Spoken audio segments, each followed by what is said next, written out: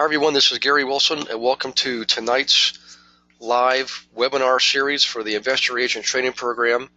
It is Tuesday, January 12th, and tonight we're going to go over proper analysis of potential flip properties, okay? Just a quick brief recap. Last week we went over 2 or 3 of the calculators for analyzing rentals. We gave examples of that. And the week prior to that, we went over the very beginning, which is, your contact management system, building it, maintaining it, exercising it so that you profit from it. And we went into Module 1 just ever so briefly to re-emphasize the use of the school report, melissadata.com, and your local planning commission websites. That's the kind of stuff you guys should practice on your own because practice makes perfect. It's all free. It doesn't cost anything to do that stuff. And really a lot of the answers to your questions will come as a result of you actually exercising some of the parts of the program, okay? So in any case, let me check here real quick for questions before we get into tonight's content. Let's see, this is somebody's telling me I'm going in and out. Let me check here on my end. So far everything appears to be okay. Let me do one more thing here. Hang on one second before we get into too much detail. Audio. Okay, looks like the speaker and the boom are working, the mic's working. Let me just check and see if I've got other comments about that. I want to make sure we're okay. Let's see, that was from Donna and from Loma Linda. Hey Donna from Loma Linda, good to hear from you, good to see you. Tim's here, hi Tim.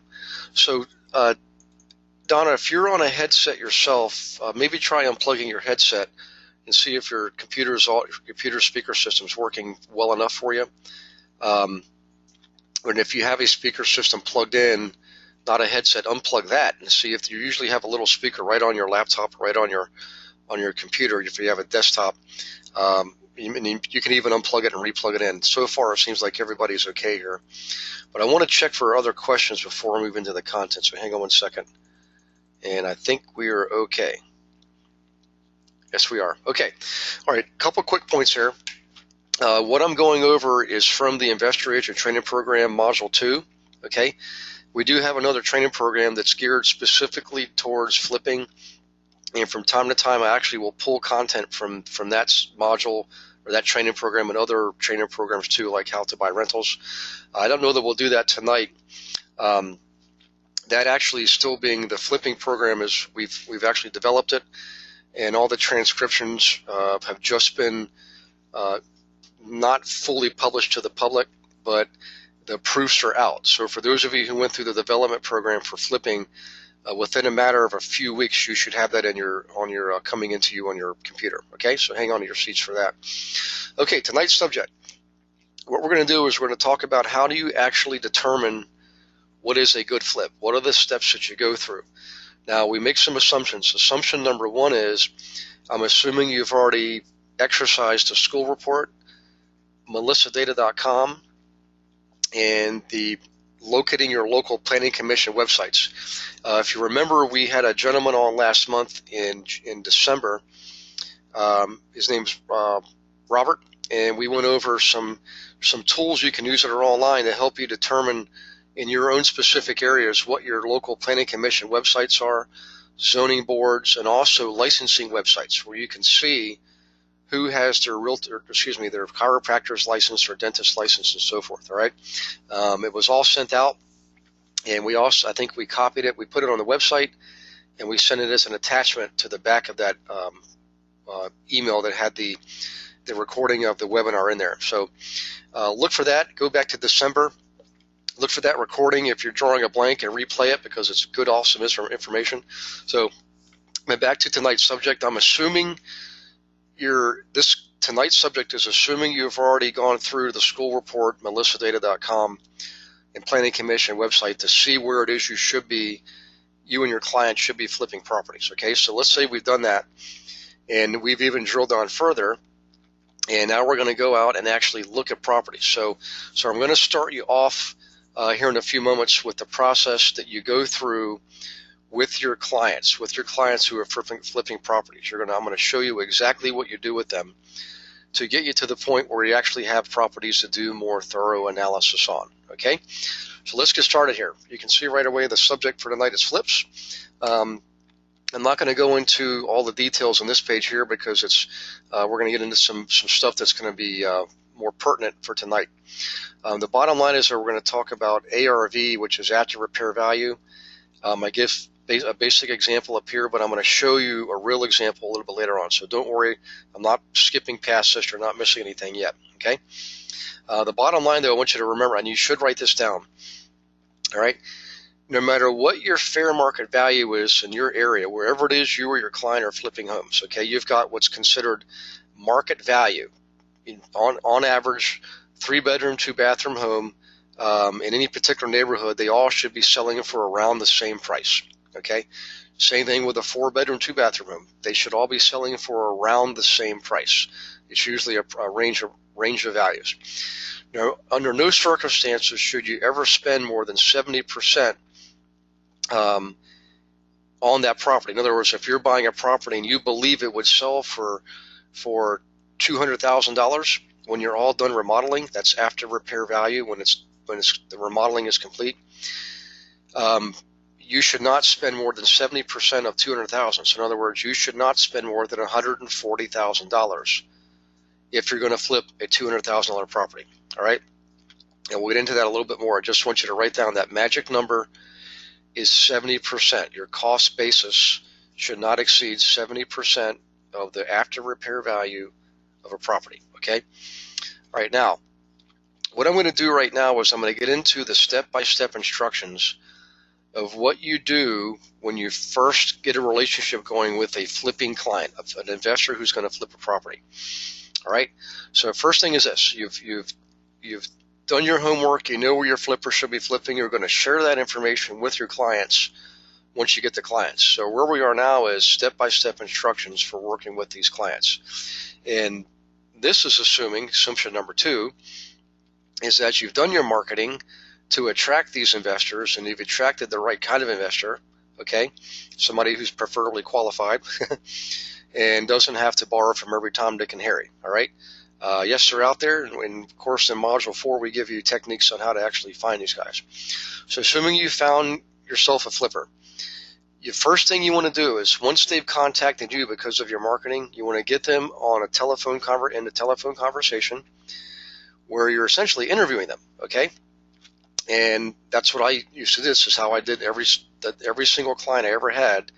I interviewed them before I ever really agreed to work with them, all right? So let's say you got them on the phone, you're going through the interview. The first thing you want to find out is, what are they interested in? Are they looking for flipping, or are they looking for rentals? They want to buy rentals. In this case, let's assume they said, hey, I want to flip homes. I've looked at everything. I like the concept of flipping a home. So now they want to flip homes. So now what you want to do is make sure that they're qualified. You want to ask them questions like, how much money do you have in savings? How much, what is your credit rate, if you know what that is? So you want to know if they can qualify for a loan later on. You also want to ask them, do they have any available credit right now, like a line of credit that they can use? In case of business owners, they can have a business line of credit available to them, okay? Now, once you've established that, and hopefully the answer is yes to all 3, now you've got a qualified candidate. Nothing better than have a qualified candidate. It's like now at this point, all you've got to do is execute, and you should be able to get them under contract and earn a commission in short order. So here's what we do. Assuming you've had the conversation with them, you've interviewed them, I also have them send an email. So you want to have all of your prospective clients recap the conversation you've had with them and send you an email recapping that conversation. Remember, you don't send them the email, you have them send you the email. And the point is, you want to get them used to following your instructions, okay? So now you've got a qualified candidate who's also following your instructions. That's the kind of relationship you want to have. So let's say they send you the email, it recaps the conversation, you know how much money they have to spend. You've done your homework, you can show them how to determine what areas are best areas to flip in. And next thing you want to do is set them up on a search on the MLS system. this is just one source of information for people flipping homes. Okay, it's not the only thing, but obviously you've got access to your MLS, so you should utilize it. Because in many parts of the country, you can find inventory on your MLS that's suitable for flipping.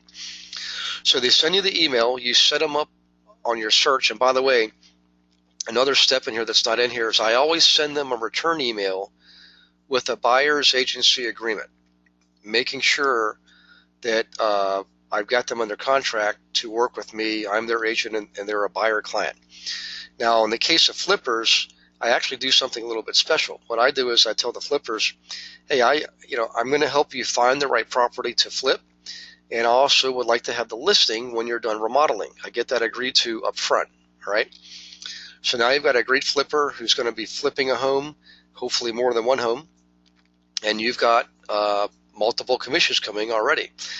This is why I love the flippers, by the way. I know that the flipper has to sell his property. I know it's going to sell because it's their capital. Capital is the lifeblood of every business, and they have got to have their capital back to redeploy it and do another flip. So I know I'm going to get 2 commissions from every flipper. All right, and I also may get a third commission because 30% of the time, all listing agents actually procure the buyer, the end user buyer. Okay, so you could potentially get 3 commissions from one deal. All right. In any case, back to this. So you get them under contract, you get their email. Now you can set them up on a search on the MLS system, and you may be let's say you're in Orlando and you're down in the Lake Nona area. Okay, I'll be teaching there Friday actually. So you set them up on a search for properties that are in a specific price range in a specific school area. Okay. And depending on where you are in the country, you could, or North America, excuse me, you could use the school system code. You could use the high school code. Okay. In the case of Canada, you can use the area, just the MLS area. All right. So there's a number of things you can use. The school report, we call it the school report because the most common criteria is school district. In any case, so you set them up on the search. They start getting their properties. They get initially a batch of properties, and it's a lot of properties. Maybe it's 100 properties, okay? Now, remember, I always give them the full listing with photo and the whole 9 yards. I don't hold anything back. I don't give them a partial listing or the short view or the realtor's view or email view or any of that kind of stuff. These are investors, and you want to give them all the information you can possibly give them. The more information you give them, the more successful they're going to be, okay? By the way, which means that's the more successful you're going to be. So they get their first set of properties, all right? The next thing we want to have them do is we want to show them how do they narrow that list of properties down to, say, maybe 30 properties, okay? Now, here's how I do this, all right? And this is where I am right now. I'm right now on line number 5 at this line right here.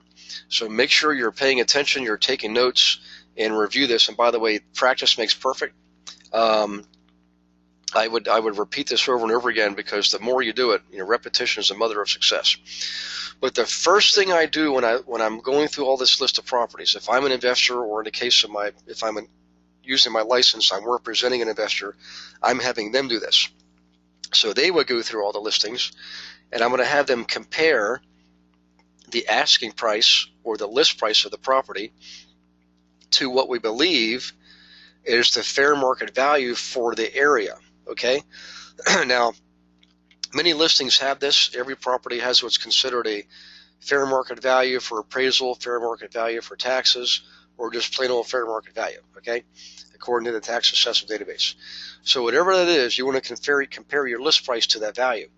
Now, if you're in parts of the country where they use a base year, and they're using a value from a base year, you've got to be aware that that value could be from 1962, for example, okay? So if you're in one of those areas, or if you're in an area where they're using a percentage of value, like 25%, taxes are based on 25% of market value, as long as you know that information, you can still calculate what your current perceived market value is for the neighborhood, all right? One of the easiest things you can do, though, guys, is if you're working in a particular area, do a series of CMAs to see what values are, and then you'll know what the values are, okay? But the bottom line is this, back to the exercise. You're comparing the list price or the asking price for the property with what you believe was perceived to be the fair market value for that type of property in that area. If the list price is at or above that value, I'm going to discard the property. I'm no longer going to look at it. And the reason is, I know it's harsh, but I'm only going to spend my time, and I'm only going to have my clients spend their time on the properties that are most likely to produce a good capital gain on a flip.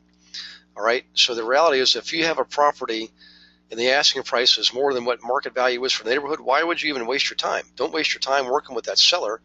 They've already demonstrated that they're unrealistic. Okay.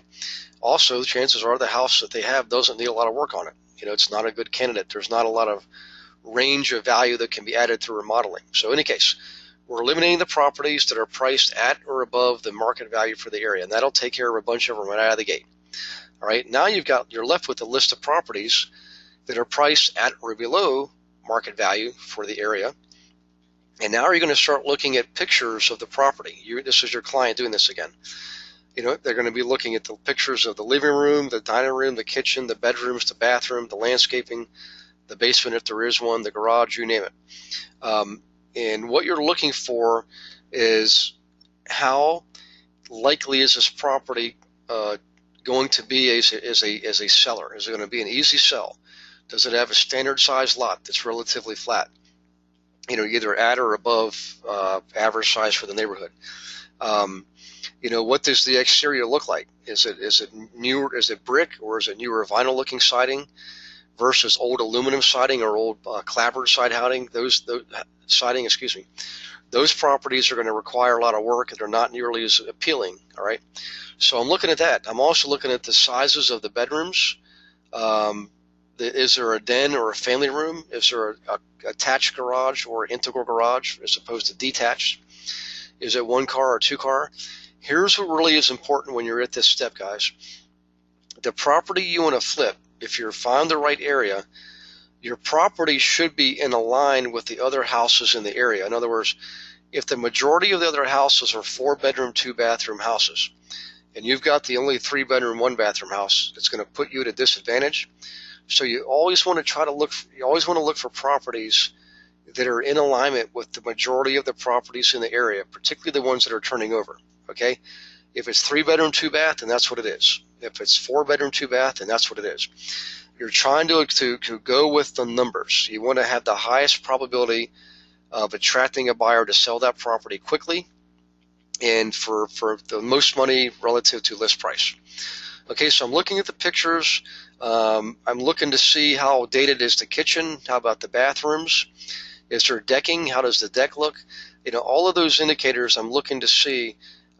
Did they lend this? Does it make the property look like a really good potential sale if we've remodeled it, or is it still going to be a challenge to sell because it's on a hill, or everybody else has a 2-car garage and this house only has a 1-car garage? Those are the kind of things you're looking for at this level.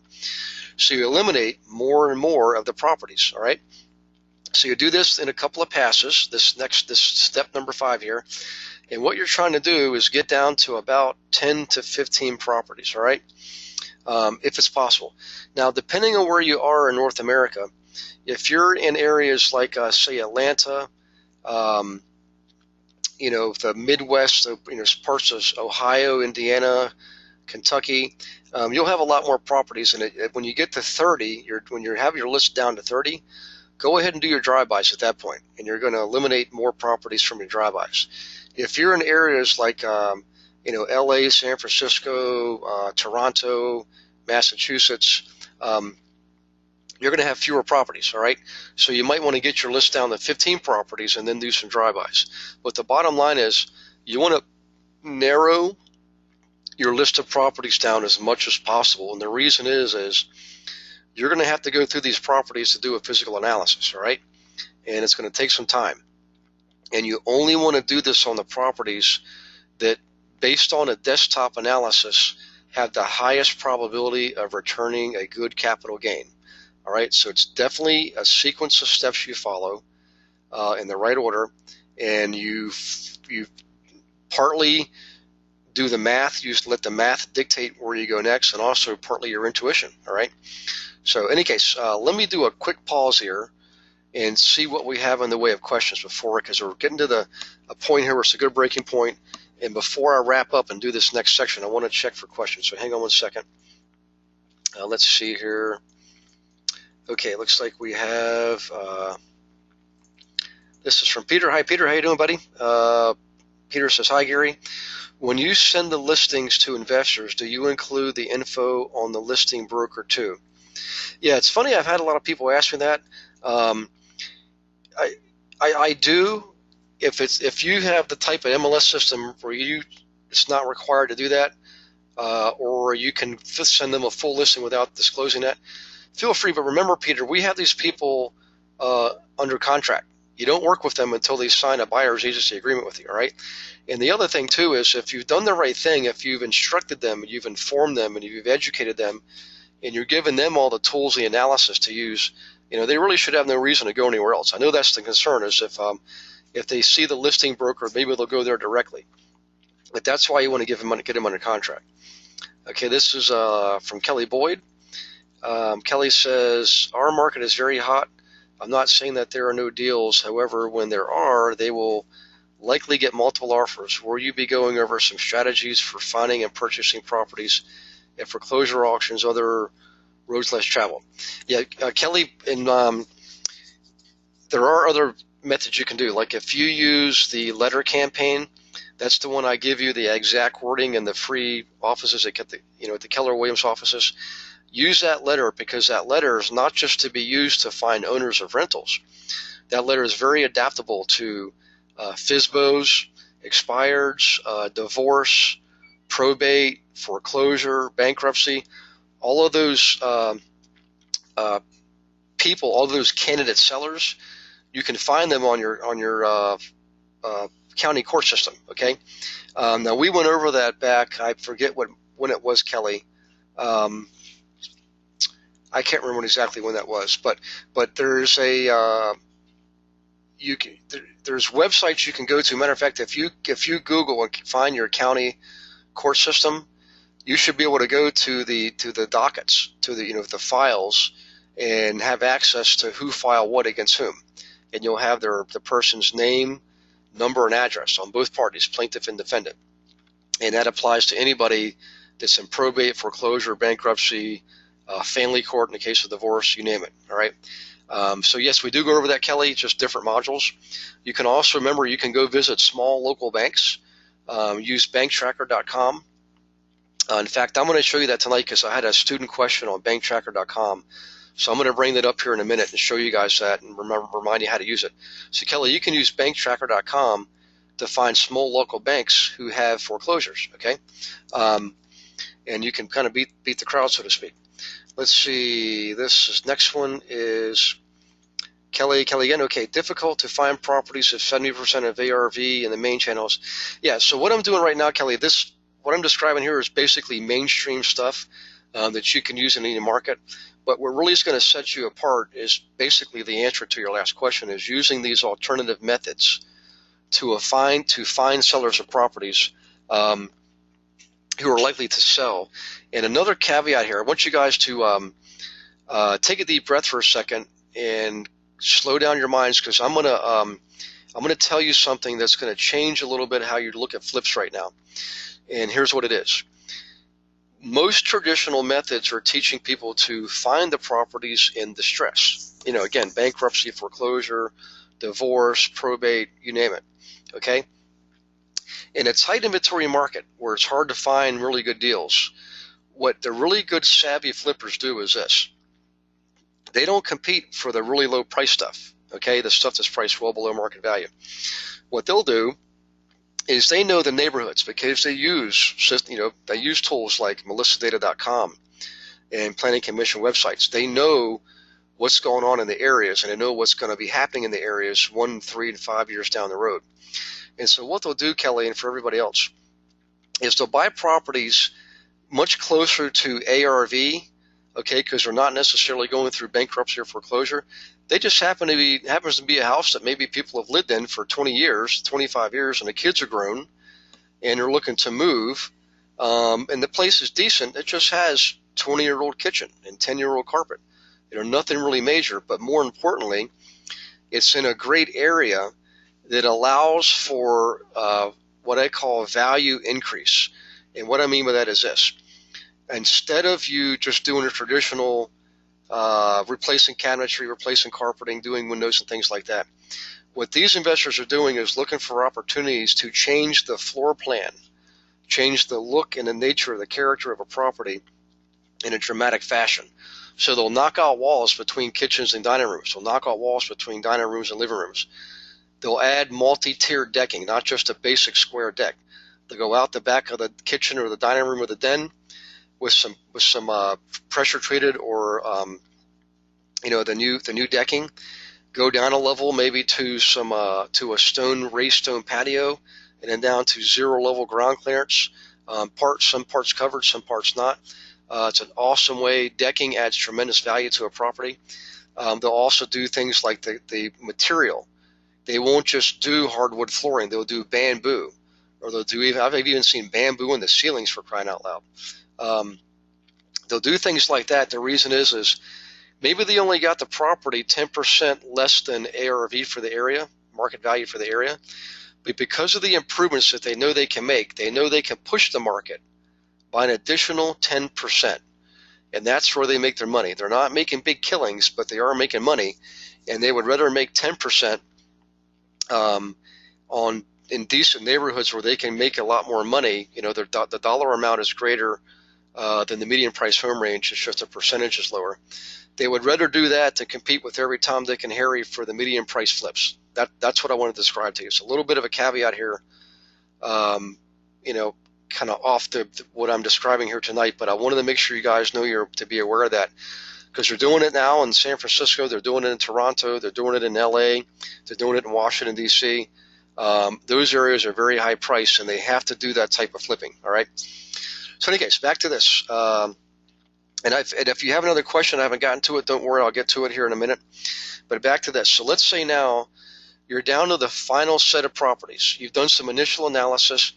You know the property is priced right to be able to remodel and sell for profit. Now you're going to go look at the final batch of properties and do analysis. You're not going to look at 30 properties or even 15 or even 10. You want to get it down to no more than 6 properties, okay?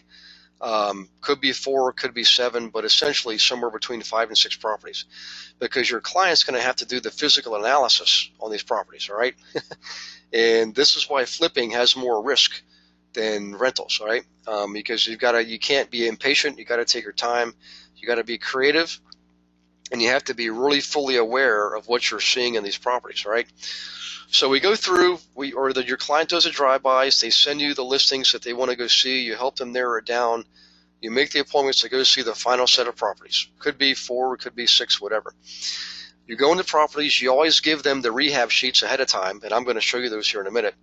Let them do the analysis. Let them do the inspection sheet and the rehab sheet. There's 2 sheets, one inspection, one rehab. You'll see them in a minute. And at the end of the day, you've done all those sheets, okay?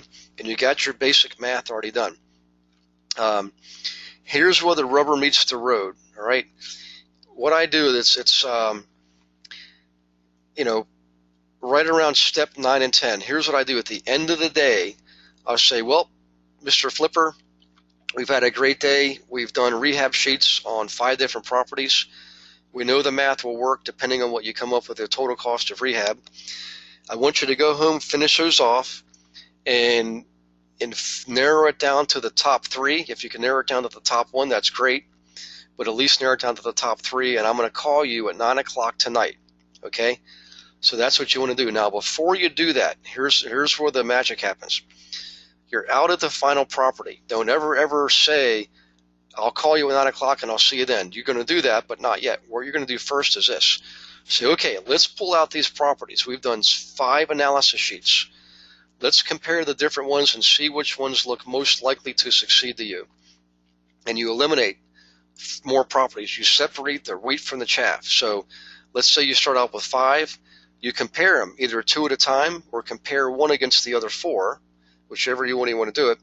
And whichever one is comes out more favorable in the comparison, you eliminate the other one. So you're doing process of elimination. Where it becomes difficult is sometimes people just can't make up their mind between the top 3 properties, and that's okay. What you do is now you say, okay, go home, finalize your details on the top 3. I will provide a CMA. You're going to go and you, the realtor, will do a CMA for them for the area and the type of property they're flipping to see what a range of values would be. You're doing your litmus test. Okay, that's where you come into play here. And you get on the phone with them at, say, 9 o'clock at night. By that time, they will have already sometimes made up their mind and says, Gary, I want to do this one here. The other 2 we'll wait on if we need to or whatever. In some cases, though, you have to help them through the final 2 or 3, and you can do that by providing the CMAs for those types of properties in those areas. So now you've done that. You're narrowed it down. They have to decide on the final property, okay? And what you do is you say, that's great. I'm going to fill out the paperwork, and I'm going to send it to you through email or dot loop, whatever it is you're using, okay? And now you get your offer written that night. They have to give you the offer back with a photocopy of the hand money check, which is your earnest money deposit, and also a photocopy of a letter if they're getting a loan, basically an approval letter, pre-approval letter from a bank, or if they've already got a line of credit they're using, photocopy of a statement from line of credit showing that they're qualified and they can actually buy the property. Okay, those are the steps that you go through. Now, what I'm going to do now is show you some of these forms, okay? We're not going to go over in a lot of great detail. I'm just going to show you what they look like. Actually, before we do that, let me go over the MAO formula. So everybody write this down. Maximum allowable offer. MAO. Okay? So MAO is arrived at with this simple formula. ARV, which stands for after repair value, and by the way, you get this in your guide, okay? It tells you what ARV is, tells you what MAO is. ARV is after repair value. It's basically what the property should sell for if it's in decent condition and remodeled, and it's at what we call market value. So let's say market value for an area is $300,000, okay? We know right away, we've already said this, we need to lob off 30% right out of the gate, okay, for cost, which is you've got to have some profit. So 20% is actually profit. In other words, we're going to reduce your ARV by 30%. 10% is overhead. That goes to fees and costs and so forth. And 20% is profit that goes in your pocket, goes in your client's pocket. Okay, we always want 20% profit. So now we now know we cannot spend more than, let's see, 30% we said, so that's times 3, that's 90,000. We cannot spend more than $210,000 on this property. So let's say ARV is $300,000 less 30% cost, that's $210,000.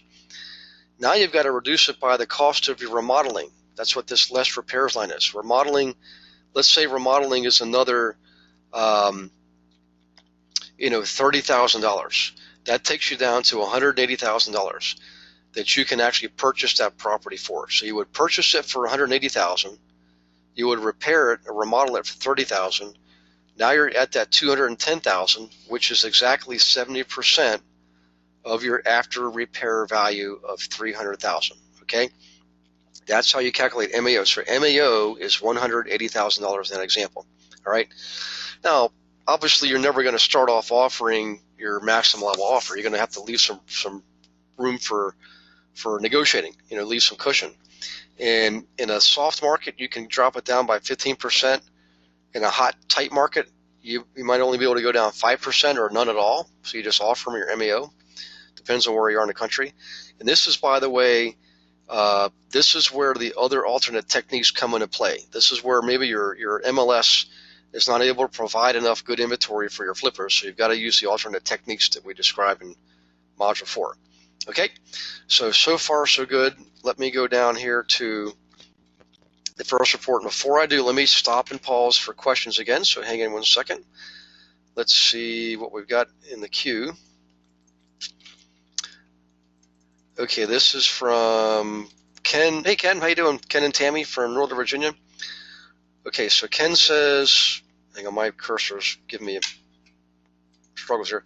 Okay, so here's a problem in our area. DC metro area. Most flippers won't sign a blank buyer's agreement. They will only do so for a given property.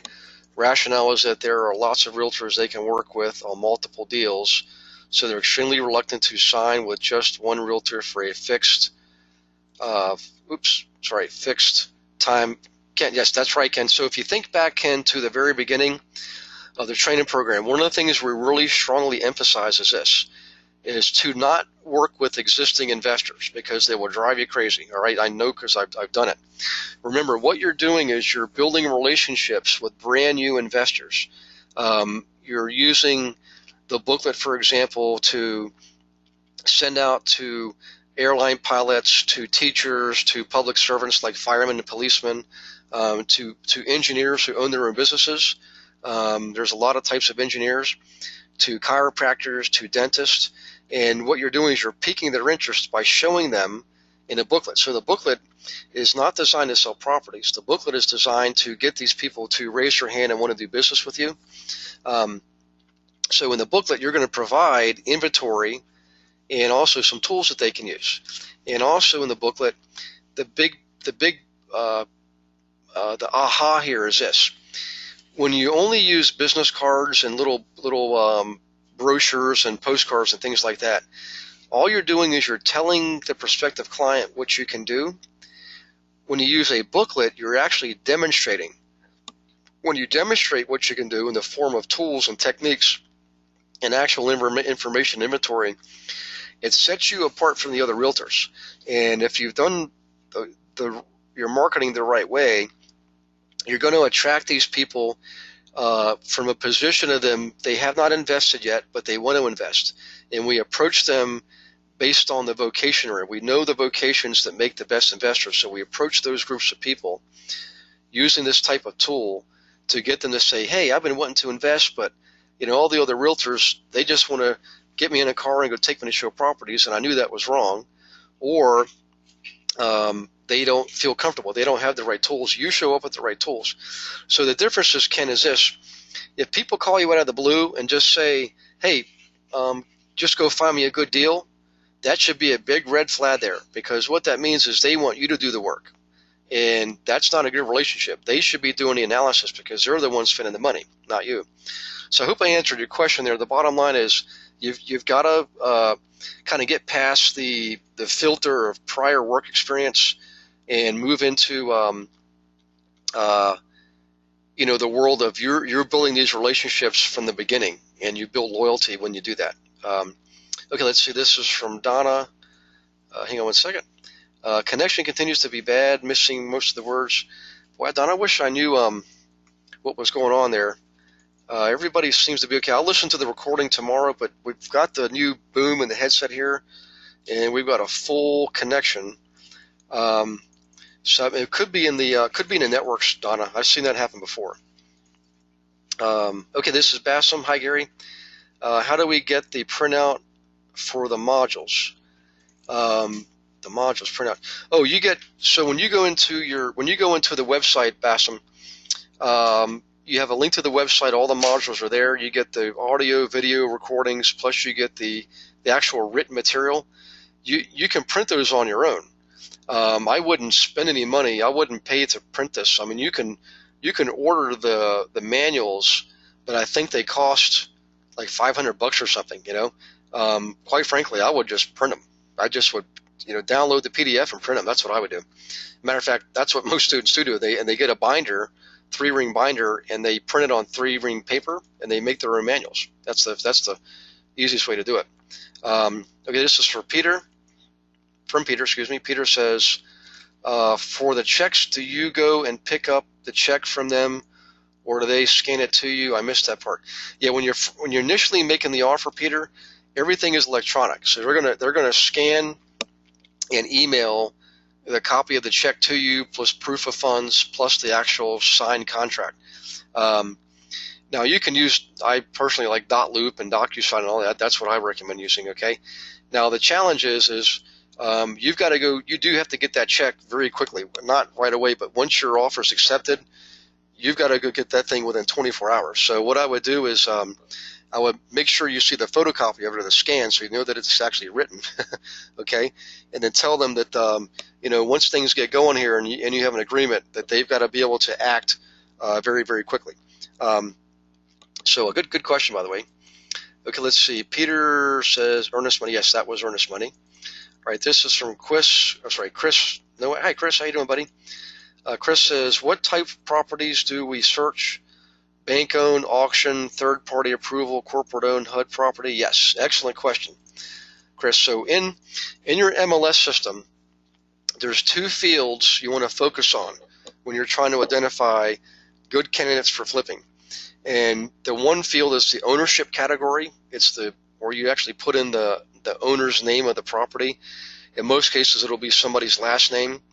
In the case of a bank-owned property, it's going to say something like bank-owned, REO, foreclosure, HUD, VA, all of those keywords, okay? Fannie Mae, so remember all those keywords: Fannie Mae, HUD, VA, Freddie Mac. Estate would be for somebody who's deceased. Probate, okay? So you want to look for those keywords, and also in the remarks section. So when you do your searches, you build in your searches in the remarks section, you put in those keywords there also. All the ones you could possibly think of. Bank, bank-owned, foreclosure, REO, the same list we just gave you. You put all those in the remarks field and also in the name field when you're building the search. Because other realtors who put those listings out there generally are using one or both of those fields to identify the property as being a foreclosure or something like that. Okay? All right, this is Tim. Hi, Tim.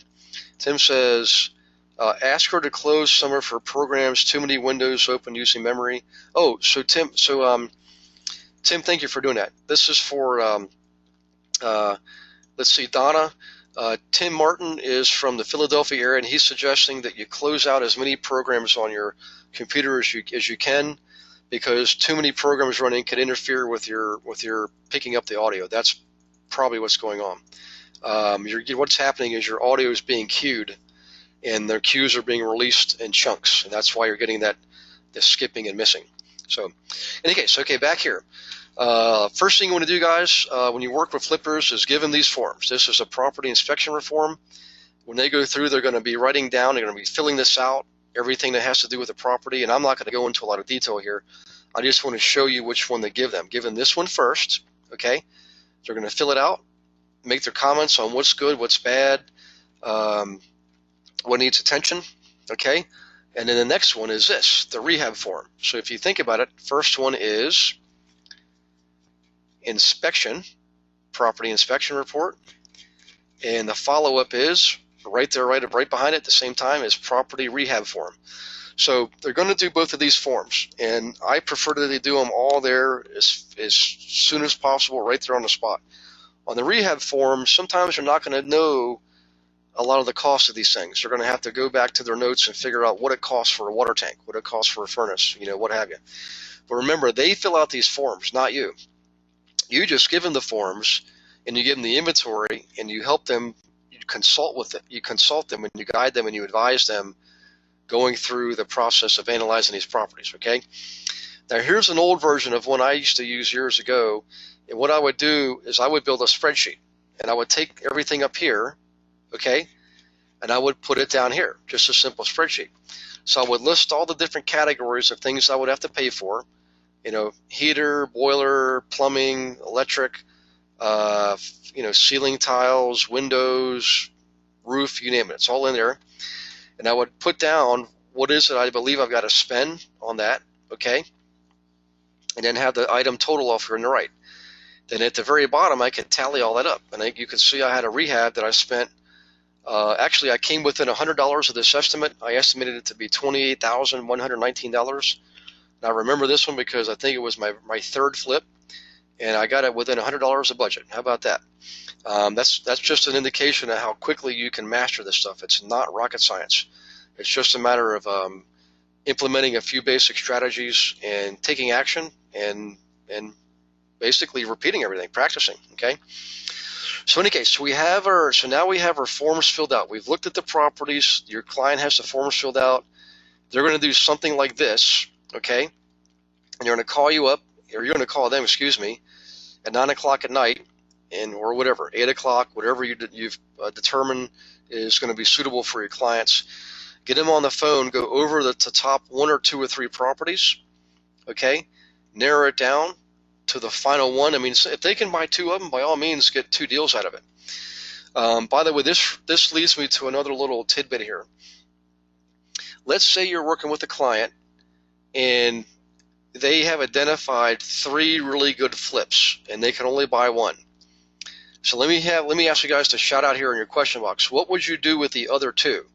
And let me see what kind of responses I get. And I know some of you know the answer because you've been in the program for quite a while. Bingo.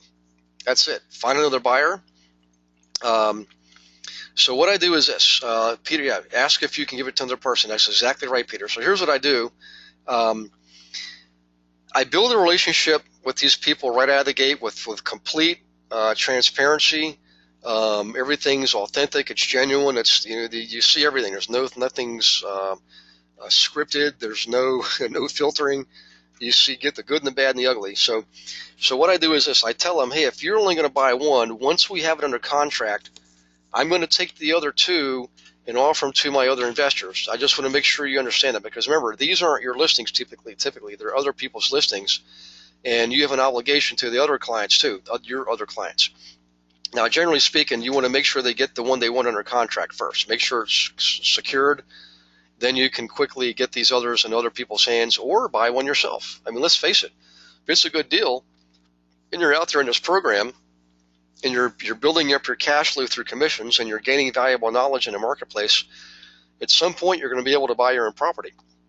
And the reason I mention that is this. I can tell you from experience, when I was doing this, after the first year or 2, I no longer had to do analysis on my own properties. I had enough clients I was working with, 4, 5, 6 clients a week. Maybe I had 30 at any given time that I was kind of juggling. I had enough inventory that they were doing analysis on, and they didn't buy it, that I could hand to other investors, make more commissions, and also buy myself. And I would tell them, okay, you buy this one once it's under contract, and I will call them back and say, now that you've got that under contract, I just want to let you know I'm going to go for one of those other ones before it goes off the market, because we would rather have our guys get these deals than other people, other people that we don't know. Okay, that's how I handle that. So good answers, guys. All right, now back to the ARV and the MAO. Remember, ARV stands for after repair value, okay, which is essentially your market value for the neighborhood for a decent property that's in marketable condition. Okay.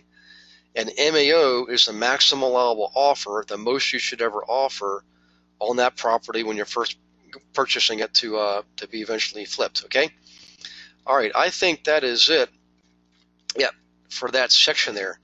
Now let me do this, guys. I had an email from a student earlier, and she was questioning how to use the Banktracker.com.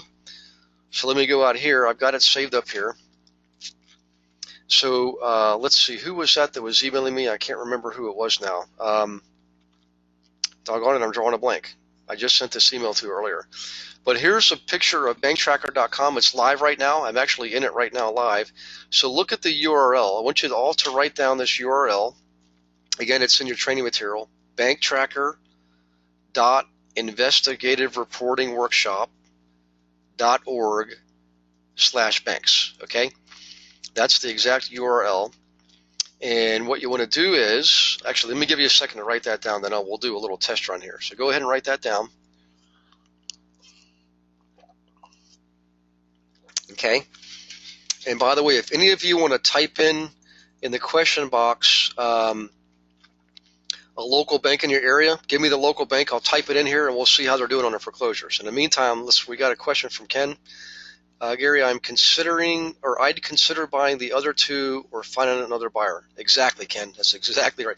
Hey, Ken, by the way, it's January the 12th. If you and Tammy, if you have some time, like Thursday morning, give me a call, because I think you were gearing up to do your first workshop, and I want to circle the wagons again with you guys and go over the sequence of events for your first workshop. If you could, so let me know, Ken, in a separate text message or email what works for you, possibly Friday morning too. And let's make sure we go through the launch sequence so you guys are prepared for your first workshop. So, all right, thanks, Ken. Okay, this is Russ. So Russ, let's type this in here. Piscataqua Savings Bank. Oh, I love it. Sounds like a good local small bank, which is exactly what we want. So PISCATAQUA, and let's type in the rest. Piscataqua Savings Bank, and let's see if it finds it. I might just have to leave off Savings Bank. Is this it? Portsmouth, New Hampshire? Russ? It's got to be it. Okay. I hope I pronounced it right. Piscataqua Savings Bank, headquartered in Portsmouth, New Hampshire. There it is right there. Let's click on it, and let's see what happens. Okay. This bank has some foreclosures, Russ, but not a lot. So if you look at the national average, we're up now to September 2015, which is just a few months ago. And you can see the national average for foreclosures has gone way down. It used to be 15% was the average. In other words, guys, what this means is 15% of all mortgages in the U.S. were underwater. That's pretty scary stuff. But right now, the average is about 5.5% of all mortgages are underwater. 5.9%. There it is, 5.9. Now look at this bank here. Only about 2 out of every 100 of their mortgages are in foreclosure. So the good news is, Russ, yes, they have foreclosures. The better news is that's a solid, healthy bank. That bank is the kind of bank that, for me personally, I would want to do my own loans with. I would want to get mortgages with this bank on my investment properties. So here's what I do, Russ. I'd go in and approach them and say, you know, I realize you don't have a lot of foreclosures, but it looks like you have just a few. I have clients who'd like to buy some of them. I'm not suggesting you change how you do your business, but if you wouldn't mind, maybe give me just one of them. Give me one of your foreclosures, and if I sell it in 30 days, would you agree to do business with me? Okay. So I think it was Kelly. So Kelly, this is one of the techniques you want to use to find inventory that's not always on the market. All right. Use this Banktracker.com. Plug in your bank name. In fact, I will Google whatever town you're in, Google banks, and see how many banks are there. Get the list of them, and start plugging those banks in. And a real quick tidbit here on this lesson: you only want to go visit the small local banks.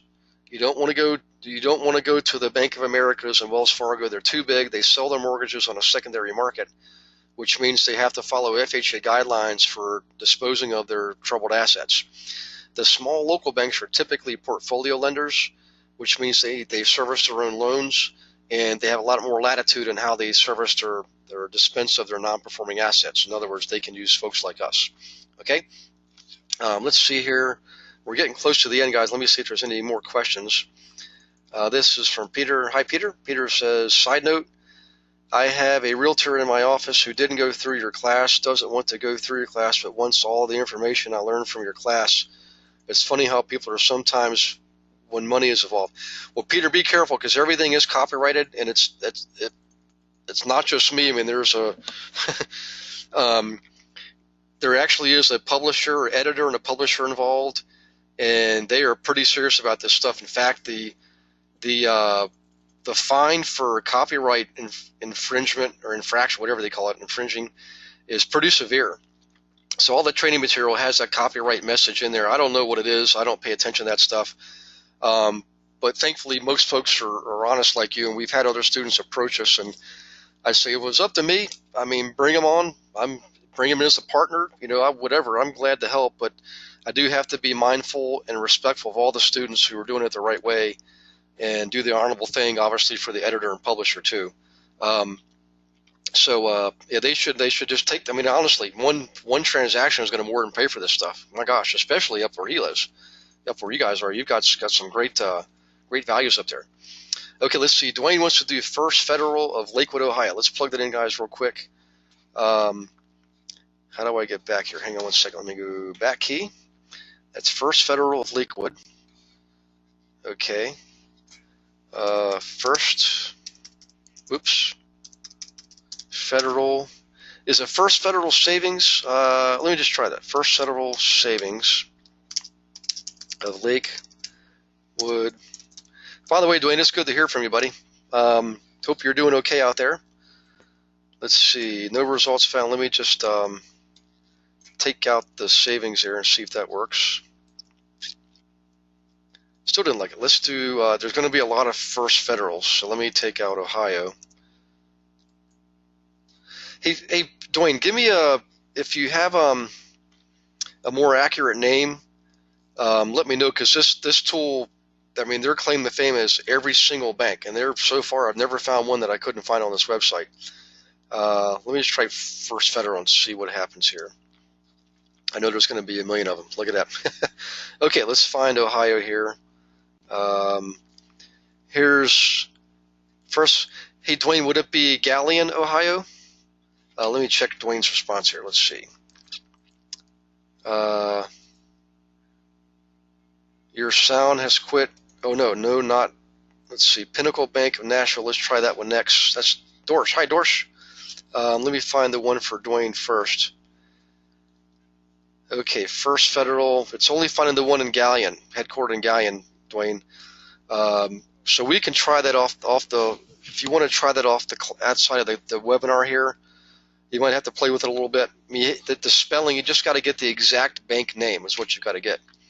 We'll do that, Dwayne. Okay, thanks, Dwayne. Well, let's try Pinnacle. Whoops. Pinnacle. Hang on, Dorsch. Let me go back. Pinnacle Bank of Nashville. Bank. Let's just try Pinnacle Bank first. 2 N's, that's 3 N's. I'm going to get rid of that. And 1 C and 1 L. Okay. Pinnacle Bank. Lots of Pinnacle Banks. How about that? That's a surprise. So we're looking for Tennessee. You know what? I just realized something. Your bank, even though you might be looking at a Pinnacle Bank or First Federal, they could be chartered in another town. If they have multiple branches, guys, you've got to know where they're chartered. They could be chartered in a different state. Look at all these Pinnacle Banks here. I mean, I'm pretty good with banking, and I never even heard of Pinnacle Bank. So I'm going to say these guys are probably, let's see, that was Dorsch. You're probably looking at either Georgia, Alabama, Florida, Tennessee. Oh, here's one. Here it is, Pinnacle Bank, Nashville. Wow, Dorsch, you got a ringer there, buddy. They have now, they've solved the problems, but they're at the national average. In other words, 6.2% of Pinnacle Bank's mortgages are underwater. So Dorsch, this is a bank I'd go visit. All right, just calm yourself down, slow yourself down, be your normal, authentic, genuine self, business casual, and go in with a real soft approach. You don't want to go hit them over the head and say, hey, I know you got foreclosures, and I'm going to help you sell them. Let them know you got buyers, and you'd like to sell even just one of their properties. Let's give it a shot and see how it works, and try that approach and see if it doesn't work for you. Good catch there, man. Okay, let's see. All right, guys, I think that's about it. It's 8:04. Good class tonight. We managed to get through the subject matter, and we got to throw up the Banktracker.com. And I wish I could remember the agent who emailed me earlier. I can't believe I'm drawing a blank, but hopefully she's on, or we'll get the recording, and we'll use this to her advantage. So, all right, guys. Next week we're going to continue the series. Next week I'm going to get more into rentals again. I'm going to go back to the rentals and talk more about some of the analysis of that. And also, if you have questions, please submit them to me ahead of time if you can via email, because I can use them in the webinar. Also, for those of you who are getting ready to execute a marketing campaign like Ken and Tammy, please remember to reach out to me so we can have a quick phone call, a strategy call, to make sure you've got all your ducks in a row.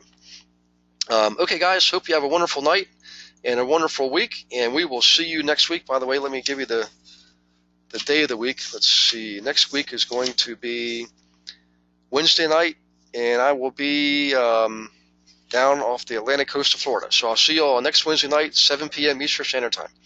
Good night, folks. Take care.